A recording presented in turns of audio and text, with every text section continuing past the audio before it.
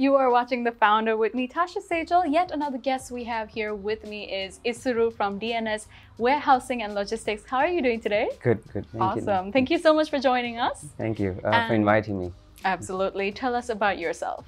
So I'm doing warehousing and logistics as a field, and I'm 29 years old. I'm an engineer by profession, and I've started logistics, which is a new field for us. We basically, as D.N.S. Warehousing and Logistics, do multi-client warehousing storage. So we allow multiple clients to share one warehouse. Okay. Yeah. And what really, inspired you to start all this? So I've been working with my father for the past 7 years. And I've also looked at options such as Amazon and eBay and Zara and Coca-Cola and stuff. So the supply chains of those are very intricate and exciting. And they offer a lot of innovation and sustainable approaches in the market. So I personally think that's very inspiring, so. Yeah, and how did you, how long have you guys been doing this? So my family business has been running for about 30 years now, but my logistics company I started just under 2 years ago, and we started with we took one warehouse from my father, and so we actually rented it out from him, and we started with one client and started up from there. So yeah. Oh wow, was it hard in the beginning? Was it challenging? Yeah, I mean, initially we just had one client and we had this huge warehouse, which is like 40,000 square feet. Yeah. And this client was occupying maybe like 1,000. Oh, wow. So okay. We needed to fill it up soon, and we needed to work really hard and get all the calculations and stuff right. Because my industry is about calculations and making sure that we assess a product properly in order to handle it in the right manner. So, right. And, obviously with something like this, the big question that everyone will have is the security aspect of things as well. So how far do you guys go to make sure that that aspect is fulfilled? Yeah, we've done all kinds of, I've been in the industry for about 9 years now. So while I was working for my father as well, I experienced the requirements of our clients. I experienced smaller companies as well calling and saying, look, I just need a small space. Right. I only have 2 items I need to store, or a tenant that's looking to move out and needs to store their stuff. I know it's not so common here because we usually just put it in a garage or something and leave it around. So, but otherwise, people do look for storage when it comes to this industry. Yeah. So yeah.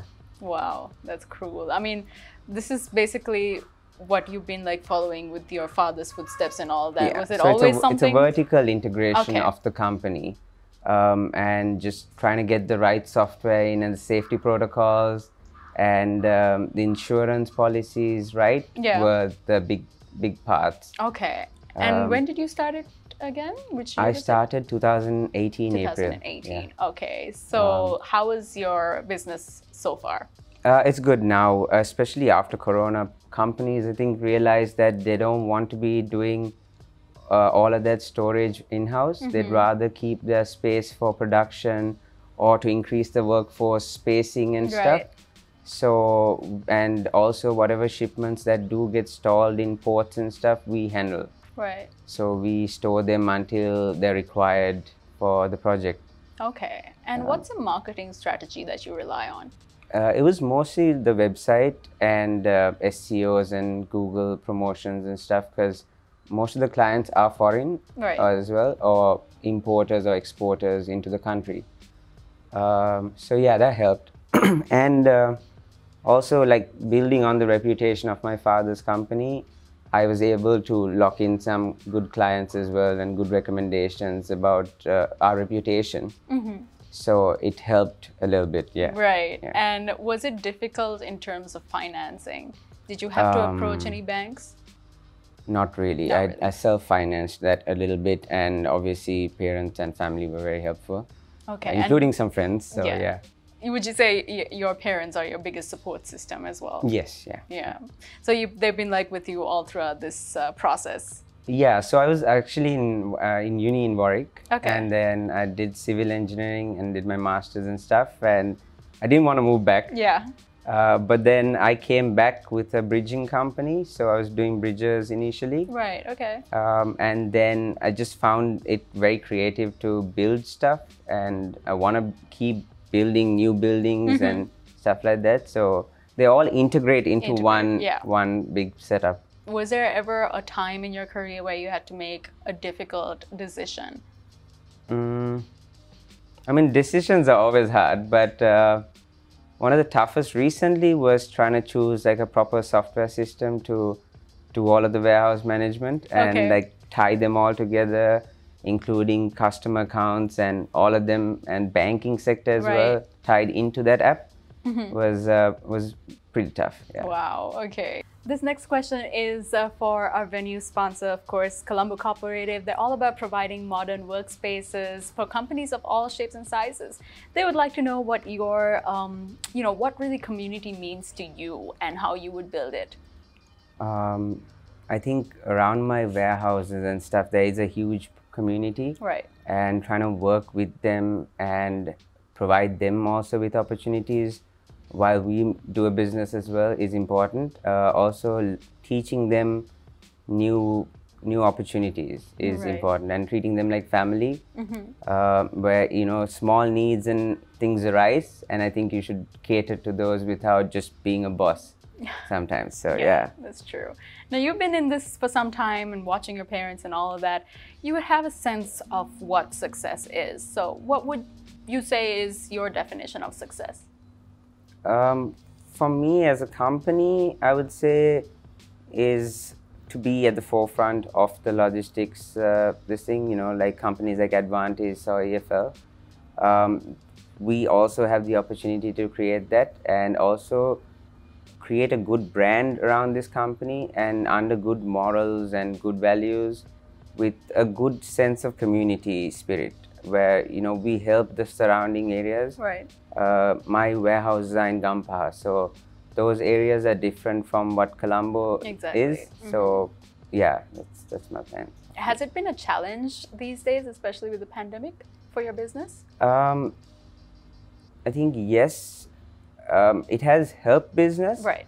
But it has also made it a lot tougher to manage logistics and transport and all of that. Right.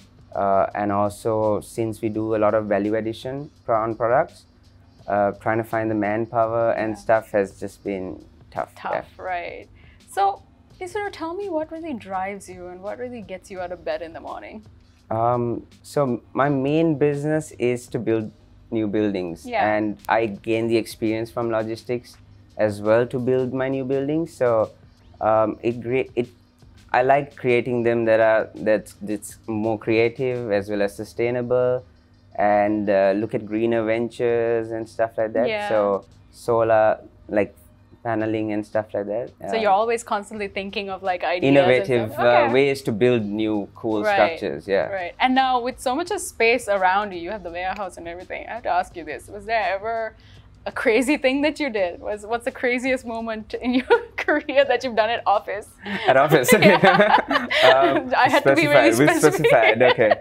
At office, I think, so recently I think we had an audit. Okay. And in one of my warehouses, and there was a pigeon inside. Oh my God. So this is a big no-no in my industry. Okay. And the guys were walking in, and I just got on a forklift and I started like telling the guy, go after him, go after this bird, right? We got to get him out of the warehouse before these guys walk in. So yeah, that was pretty crazy. You went after a bird with a forklift? Yeah, and I was on top of the forklift chasing it with a bat. I knew there was something, because with that so much of space and forklifts and machines like that, I'm pretty sure you guys did something crazy. Yeah. So Isuru, now that you're your own boss, would you ever work for someone else? I don't want to, but if I was given an opportunity to work for someone awesome and wonderful and gain a lot of experience, I would. Okay. Yeah, as you know, the show is called The Founder, so we ask this from all our guests. If you had the opportunity to sit at dinner with the founder of your liking, internationally or locally, who would that person be, or people? Internationally, it would be Jeff Bezos. Right. Love to talk to him about his Amazon robots and warehouse automation and stuff like that. Locally, it would be Mr. Mohan Panditagir from Advantage. Right. So yeah. I think that's not too far away from your ambitions. Yes. Now, there's a lot of people watching this show, and they would look up to you and say, wow, I want to be like this guy. You know, what kind of advice would you give to those people to actually start up their own thing? I mean, I spent a lot of years planning and trying to start a business, but someone finally said to me, look, you got to start. You got to start somewhere. And as long as you're providing a product that's both useful to society, I think it'll work. So you just have to go about and start. Like, I mean, we had one client when we started, but I could have spent another 5 years planning it and found 40 customers or 50 customers. But you need to just do it. Yeah. Thank you so much, Isuru, for joining us today, and I wish you all the very best of luck for your future endeavors. Thank you so much, Ega. Cheers. All right, so there you have it. That's Isuru. Definitely check them out. And Isuru, please tell anyone watching out there how they can get through to you and basically obtain your services. So we go on D.N.S. warehousing online, and that's the website, is it? That's the website, okay. yeah. So just sign that, yeah. There you have it.